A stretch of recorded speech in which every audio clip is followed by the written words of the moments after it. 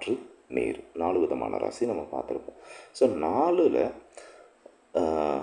நெருப்பு ராசின்னு பார்த்தீங்கன்னா மேஷம், சிம்மம், தனுசு. இவங்களுக்கு கிழக்கு பார்த்த வீடு அருமையாக இருக்கும். தெற்கு பார்த்த வீடுன்னு பார்த்தீங்கன்னா கன்னி, மகரம், ரிஷபராசி அவங்களுக்கு சிறப்பாக இருக்கும். மேற்கு பார்த்த மனை அப்படின்னு பார்த்தீங்கன்னா, அதாவது மேற்குனா எப்படின்னா தென்மேற்கில் கதவு வரக்கூடாது. ஸோ அதை தவிர்த்து பார்க்கும்போதும் மிதுனம், கும்பம், துலா ராசி இருக்கும். இருக்கிறதுலேயே கொஞ்சம் வில்லங்கமான ராசின்னு பார்த்தீங்கன்னா விருச்சிக ராசி, கஷ்டப்படுற ராசி. ஓகே, அவங்களுக்கு பார்த்தீங்கன்னா வடக்கு பார்த்த மனை. ஒரு வடக்கு பார்த்து நீங்கள் பிஸ்னஸ்க்கு டேபிள் எதுன்னு போட்டிங்கன்னா உங்களுக்கு சிறப்பாக இருக்கும் டெஃபினட்டாக. மீன ராசி, கடகராசி, விருச்சிக ராசி பார்த்திங்கன்னா நீர் ராசிகள்னு சொல்லுவாங்க. ஆமாம், ஸோ அவங்களுக்கு வடக்கு பார்த்த வாசல் பெட்டராக இருக்கும். ஓகே, வாஸ்துப்படி நம்ம உள்பக்கத்தில் எது இருந்தால் பெட்டராக இருக்கும்னு நம்ம பார்ப்போம். சரியா? ஸோ வாஸ்துப்படி உள்பக்கத்தில் எது இருந்தால் பெட்டராக இருக்குன்னு பார்ப்போம். அதில் இப்போ வடகிழக்கு பகுதியில் ஃபஸ்ட்டு ஆரம்பித்தோம்னா பூஜை ரூம் வைக்கலாம், ஒரு ரிசப்ஷன் வைக்கலாம். ரிசப்ஷன்னா ஃபாயர் என்ட்ரி, ஒரு என்ட்ரன்ஸ்க்கு ஒரு ஃபாயர் வைக்கலாம். ஒரு சில்ட்ரன்ஸ் பெட்ரூம், இல்லை வயசானவங்க இருக்கிறதுக்கான ரூம், அந்த மாதிரி பிளான் பண்ணலாம். அதே தான் அதுக்கு நேர் ஆப்போசிட்டில் பார்த்தீங்கன்னா தென்மேற்கில் மாஸ்டர் பெட்ரூமு. யூஸ்வலாக மாஸ்டர் பெட்ரூம், அதில் அதே நேரத்தில் உங்களுக்கு லாக்கர் ரூம் வைக்கலாம்.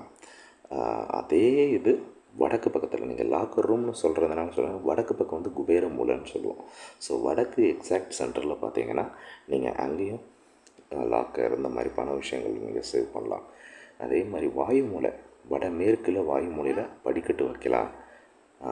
செப்டிக் டேங்க்கு, டாய்லெட்ஸு, இன்ஃபேக்ட் வாயு மூலையில் இப்போ தெற்க பார்த்த வாசல் வந்து அக்னி மூலையில் வச்சுக்கிறாங்க அப்படின்னா அவங்க என்ன பண்ணுவாங்கன்னா கிச்சன் வந்து வாஸ்து பிரகாரம் வாயு மூலைக்கு தான் கொண்டு வர பார்ப்பாங்க. ஸோ அதனால் வாயு மூலையில் கிச்சன் வைக்கலாம். ஆமாம், ஸோ வாயு மூலையை பேசும்போது அதே நேர் ஆப்போசிட் தென்கிழக்க பார்ப்போம். அந்த இடத்துல எப்பயுமே அக்னி மூலைனால சமையல் வீட்டு மட்டும்தான் வைக்கணும்னு பிளான் பண்ணுவாங்க. இல்லை அப்படின்னா தெற்க பார்த்த வாசல் அந்த இடத்துல என்ட்ரன்ஸ் வச்சா மிக அமோகமாக இருக்கும். ஆமாம், இப்போ நம்ம பார்த்திங்கன்னா வெளிப்புற பக்கத்தில் என்ன இருக்குதுன்னு பார்ப்போம்.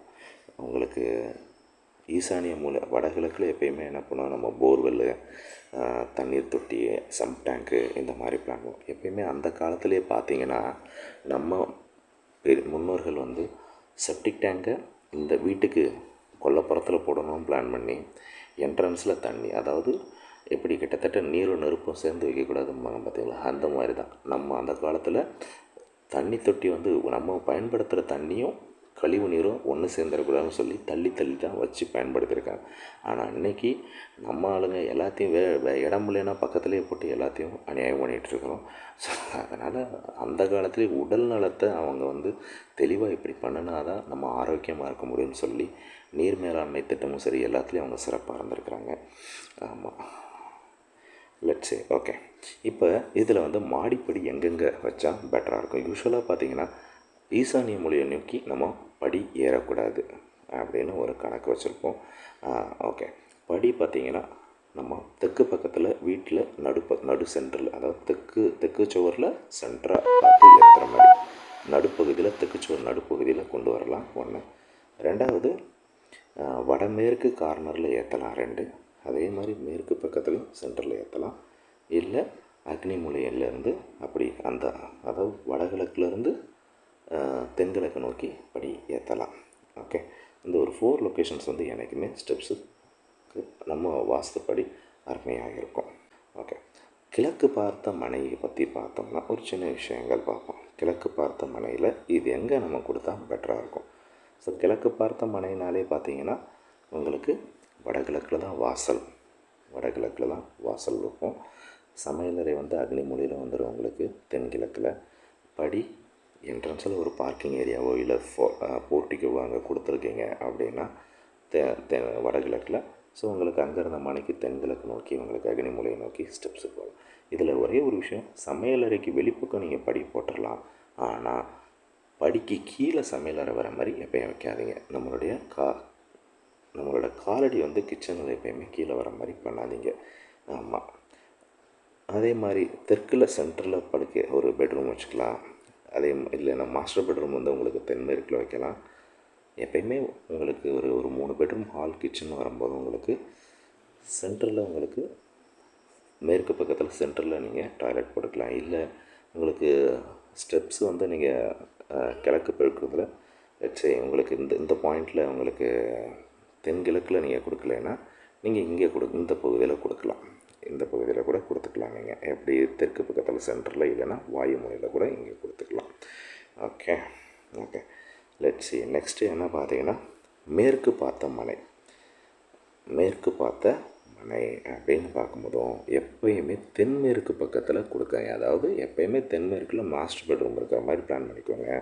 தென்மேற்கு பக்கத்தில் எப்பயுமே கொடுக்காதீங்க. அதே மாதிரி ஜன்னல் கூட தென்மேற்கு பக்கத்தில் அவாய்ட் பண்ணுங்கள். ஓப்பனிங்னு இருக்கக்கூடாது. கன்னிமூலை என்ன பண்ணுவாங்கன்னா உயரமாக வைக்கணும், மூடி வைக்கணும் அப்படின்னு சொல்லி ஒரு கான்செப்ட் ஃபாலோ பண்ணுவோம் நம்ம.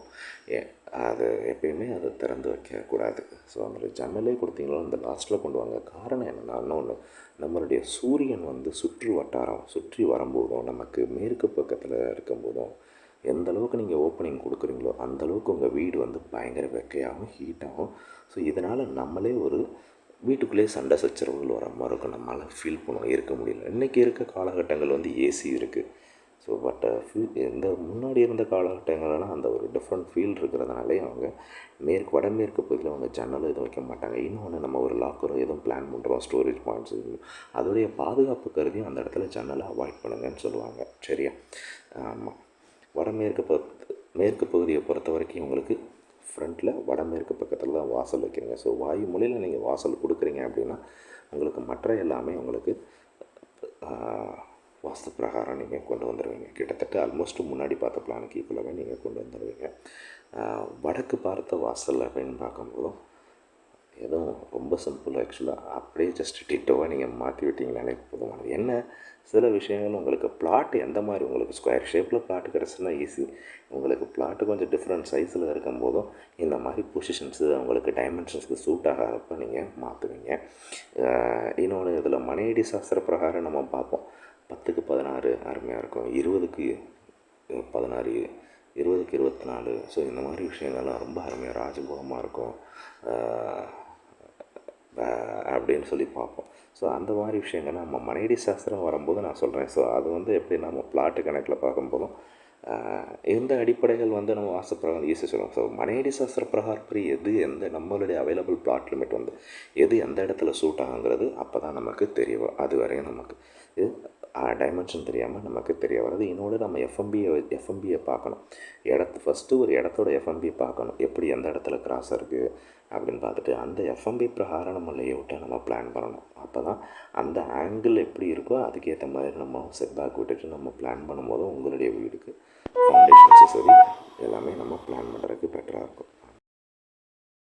ஸோ வீடு கட்டுறதுக்கு முன்னாடி எப்பயும் 1க்கு 2 தடவை யோசித்து 4 பேரை கன்சல்ட் பண்ணி வாஸ்து முறைப்படி கட்டுங்க. ஆரோக்கியமாக